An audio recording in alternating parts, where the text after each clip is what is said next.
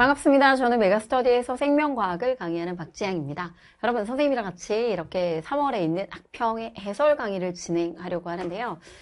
선생님이 지금 여러분들이 이렇게 3월 학평이고 사실 이 시험이 아주 어려운 시험은 아니었는데 여러분 이렇게 해설 강의까지 영상까지 보고 있는 아이들에게 어떤 메시지를 전달해야 될까 선생님이 고민이 되더라고요. 근데 생각을 좀 해보니까 이렇게 선생님의 해설 강의를 보려고 하는 학생들이라면 의미 있게 수능적으로 생명과학도 고민하고 있거나 이 부분에서 어떤 부분이 수능적으로 중요하고 어떤 부분이 생명과학 수능에 나오지 않는지 이런 것들을 골라내는 그런 해설 강의를 원하지 않을까라는 생각에 선생님이 지금 준비한 이 전체적인 20문제 안에서 주요 문항이라고 불려지는 이 해설은 정확하게 말하면 현재 고등학교 3학년이 되어서 생명과학이라고 하는 수능적인 관점으로도 출제되고 있는 그런 문제 유형에 대한 선생님이 해설을 해드리도록 할게요. 그러면 먼저 미리 이 강의를 통해서 여러분들 중에서는 지금 다른 애들은 여기 중에 누가 나오고 누가 나오지 않는지 모른다라고 한다면 여러분들은 바로 이 안에서 바로 캐치하게 되는 거죠. 그래서 선생님이 준비한 해설의 영상은요. 3번과 5번 그리고 8번하고 9번 10번, 12번, 13번, 17번, 18번이라고 얘기하는 이렇게 9문항이 생명과학 1이라고 하는 이 과목과 가장 많이 밀접해 있습니다. 쌤 그러면 나머지는 뭐예요? 라고 얘기하면 여러분 뒤에는 16번에 해당되는 지질시대, 고생대, 중생대, 신생대라고 얘기하는 이런 이 문항만 빼고는 나머지 모두 다 생명과학 2와 관련되어 있다고 생각하시면 돼요. 나중에 생명과학 2에서는 염기 서열의 변화라던가 아니면은 그 안에 세포막에 해당되는 인지질이나 구조 이런 관점이 정말 많이 나오거든요. 자, 그래서 선생님 먼저 생명과학 1이라고 얘기하는 부분에 대한 이 관련 문항, 주요 문항 풀이를 하고 아마 여러분들이 그 다음 시험으로 만나게 되는 가장 의미 있는 시험 중에 하나가 6월 평가원 시험이 될 텐데 6월 평가원에서는 흥분의 전도 문제도 살짝 의미 있게 난이도 있게 등장을 합니다. 그래서 흥분의 전도나 요즘은 수능적으로도 근육 문제가 상당히 어렵게 나오거든요.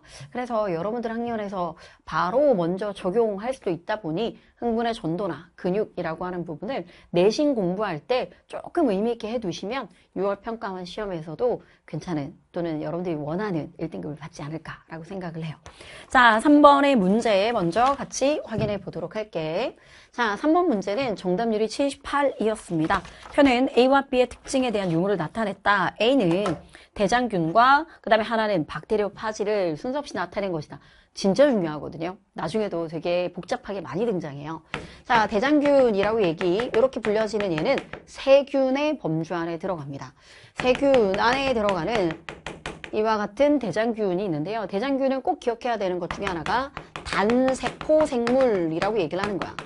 자, 여러분, 세포로 이루어져 있다의 가장 중요한 포인트가 뭘까요?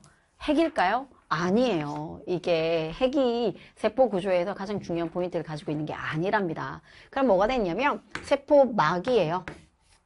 세포막을 가지고 있기 때문에 세포 구조라고 얘기를 하는 것이고 이렇게 세포막으로 형성되어 있는 세포 하나로 이루어져 있는 생물체를 단세포 생물이라고 얘기를 해서 나중에 여러분 이 분열을 할 때 대장균은 핵이 존재합니다. 근데 세포 구조적인 관점으로 세포막이 중요하다라고 얘기를 했던 거예요.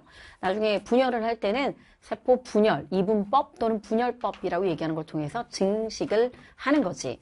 자, 그래서 세균이라고 얘기하는 건 단세포 생물, 세포막도 가지고 있고 그 다음에 또 핵 안에 유전 물질도 있을 것이면서 단세포 생물이 가지고 있는 가장 중요한 특징 중에 하나가 물질 대사를 하려면 반드시 효소가 존재하는 거죠. 자, 근데 이거랑 우리는 비교를 해야 되는 것이 박테리오파지입니다. 자, 박테리오라고 얘기하는 것이 바로 세균이란 말이고 파지라고 얘기하는 것이 라틴어로 죽인다라는 뜻이에요. 세균을 죽이는 세균성 바이러스. 그러면 결국은 얘는 바이러스라고 얘기하는 말의 의미가 되는 거죠. 그래서 하나는 세균을 의미하고 하나는 바이러스를 의미하는 이와 같은 생물에 대한 이야기를 표현했다라고 생각하면 돼. 자, 박테리오파지는요. 세포로 구성되어 있지 않습니다. 알았죠? 세포 구조가 아니에요. 세포막이 존재하지 않기 때문이에요. 그래서 단단한 단백질 껍질, 선생님 단백질은 무조건 파란색으로 또 좀 표현을 하는 편인데 단단한 단백질 껍질에다가 그 내부에 유전물질이라고 얘기하는 이런 유전물질을 넣는다라고 얘기를 하는 거예요.